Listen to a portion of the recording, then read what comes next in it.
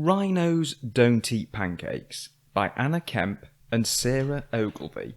Daisy was eating her breakfast when a big purple rhino strolled into the kitchen.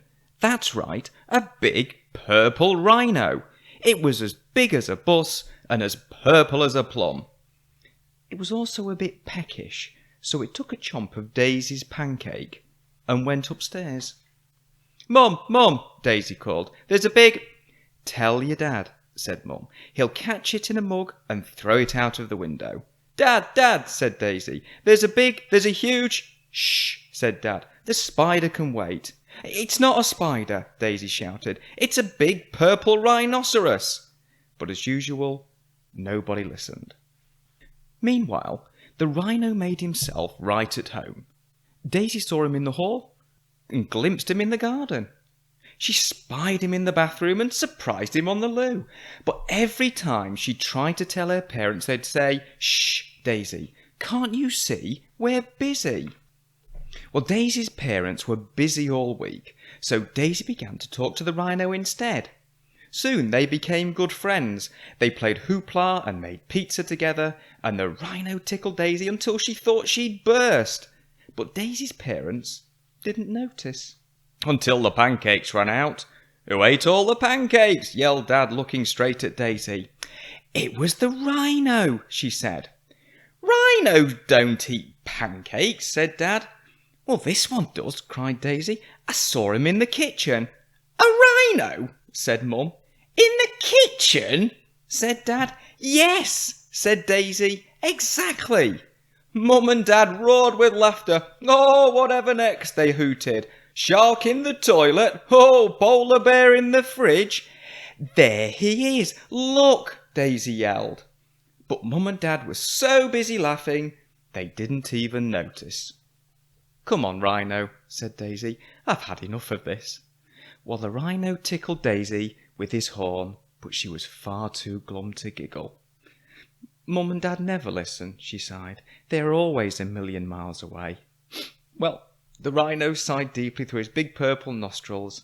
"Oh, I'm sorry, Rhino," said Daisy. "Your family are a million miles away too, aren't they?" Well, the rhino nodded and a lilac tear rolled down his cheek. Oh, poor rhino. Well, that night, Daisy sat up thinking of ways to get the rhino back home to his family. Well, it was too heavy for a hot air balloon and too big for Daisy's rubber dinghy. She thought about lending him her bike, but the helmet would never fit. The next morning, Mum and Dad had a surprise. "Oh, we're taking you to the zoo," said Mum, "so you can see a real rhino." "What do you think of that?" grinned Dad. Daisy thought it was a stupid idea when there was already a perfectly good rhino sitting on the sofa. But she didn't say so. What was the point? Nobody would listen.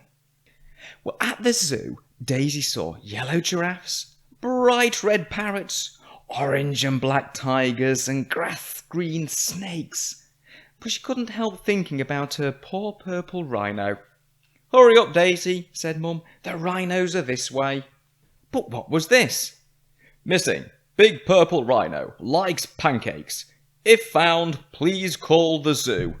"Cripes," gasped Mum. "Oh, that explains the pancakes," gasped Dad. Mum, Dad and Daisy rushed back home, and guess what they saw when they got there? That's right, the biggest, purplest rhinoceros in town. "What did I tell you?" Daisy said, grinning from ear to ear. "I'm phoning the zoo," said Mum. Well, the rhino looked startled. "No," said Daisy, "not the zoo. He needs to get back to his family. They are a million miles away." "Oh, well, we'd better get a move on," said Dad. "The next flight to a million miles away leaves this afternoon." Well, the rhino packed his suitcase while Daisy found his hat. Then they all pushed his big purple bottom into the back of the car and drove to the airport. "I'll miss you," said Daisy as the rhino boarded the plane. The rhino gave her a big purple hug. He would miss her too. Back at home, Daisy began to feel lonely again. Who would listen to her now? But little did she realise that everything was about to change. "Tell us about the rhino, Daisy," said Mum. "Oh yes," said Dad. "Tell us about that big purple pancake-eating rhino." So Daisy told them about the hoopla and the pizza and the tickles, and guess what? They listened and listened until she had completely run out of words. It was brilliant. "Is there anything else you'd like to tell us?" asked Mum as she took Daisy into bed that night. Daisy looked out onto the landing. "No, that's all for now," said Daisy, smiling. "Night-night." The pink polar bear would have to wait until tomorrow.